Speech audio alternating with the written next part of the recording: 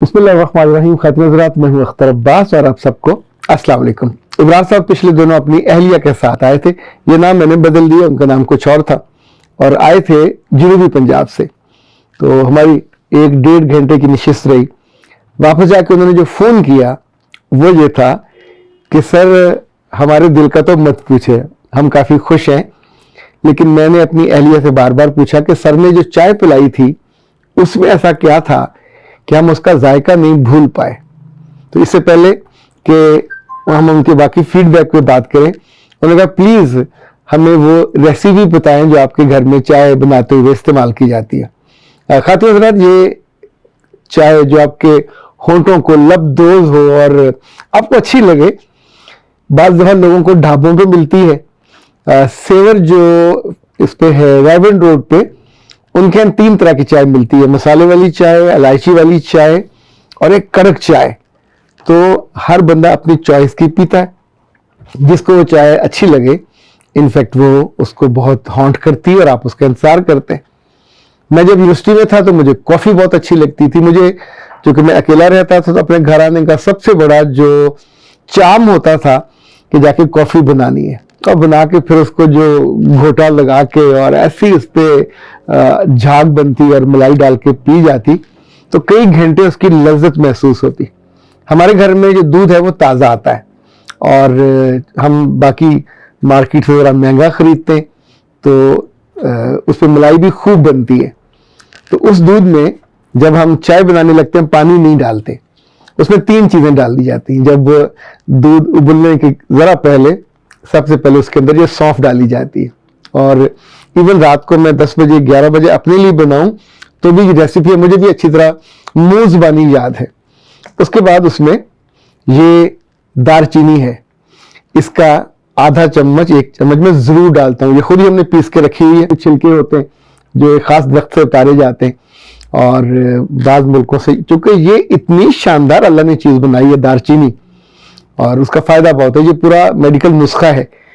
जो तीसरी चीज़ है वो ये होती है, और इसको इलायची खुर्द भी कहते हैं, छोटी इलायची भी कहते हैं, और सब्ज़ इलायची भी कहते हैं। इसके अंदर ऐसी तासीर है, ऐसी खूबसूरती। एक तो आप चूँकि सब जो पढ़े लिखे और समझदार लोग हैं हर उम्र के, मैंने उनकी जेबों में, उनके हाथों में, इवन सफ़र पे हों तो ज़रूर देखा होता है। एक तो उसकी वैसे बड़ी खुशबू आती है, और दूसरा ये कि आप उसको एक दाना लेते हैं और आराम से होंठों में रख लेते हैं। कुछ ही देर बाद आपके जो लफ्ज़ मुंह से निकलते हैं वो भी महकते हुए निकलते हैं, खुशबूदार। इंसान की रूह भी महकने लगती है। इस इलायची के, आपको पता ना अंग्रेजी में क्या कहते हैं, कार्डिमम। तो इसके इतने सारे फायदे हैं। अभी तो एक बिस्किट का भी पैकेट मैंने, जो आजकल बाजार से बाकायदा खरीद के लाता हूँ। अच्छा, ये वीट वालों का है, और ये इश्तिहार नहीं है, चूँकि मैं इस्तेमाल करता हूँ। ये वीटेबल है कार्डिमम, और बहुत ही टेस्टी।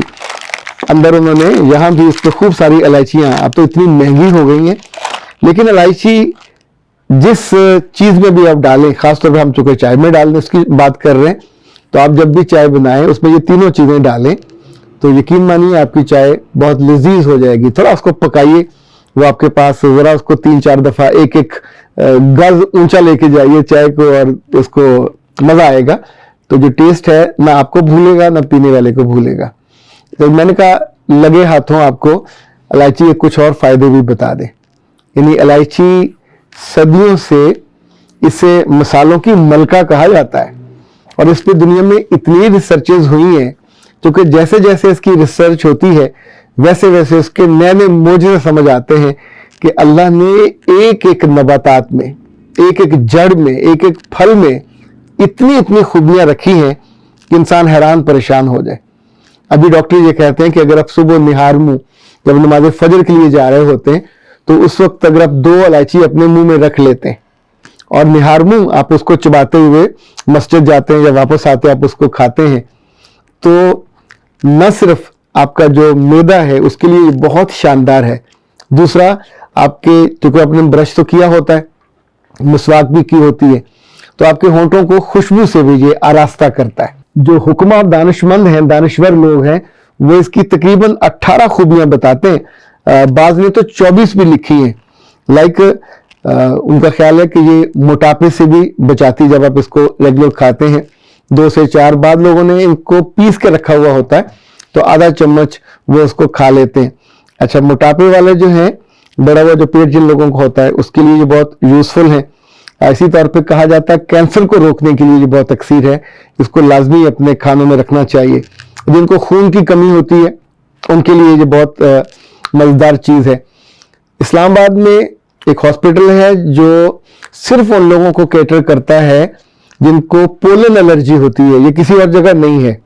پورے ملک میں جن لوگوں کو پھولوں پہ جب پولن آتا ہے تو چھینکیں آنے لگتی ہیں, پولن الرجی ہو جاتی ہے, تو یہ جو اور اس وقت پھر وہ ماسک لگاتے ہیں.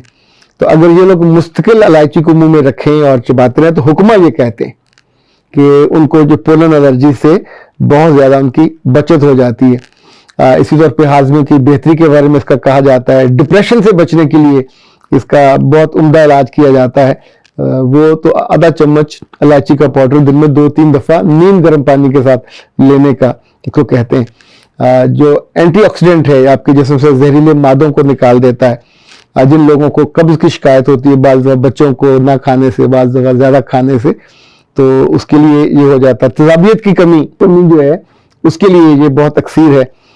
اسی طور پہ جن لوگوں کو پسینے کی بدبو کا سامنا کرنا پڑتا ہے ان کے لیے بھی کہا جاتا ہے کہ آپ اپنے نہانے کے پانی میں اگر آدھا چمچ الائچی کا آئل ڈال لیں.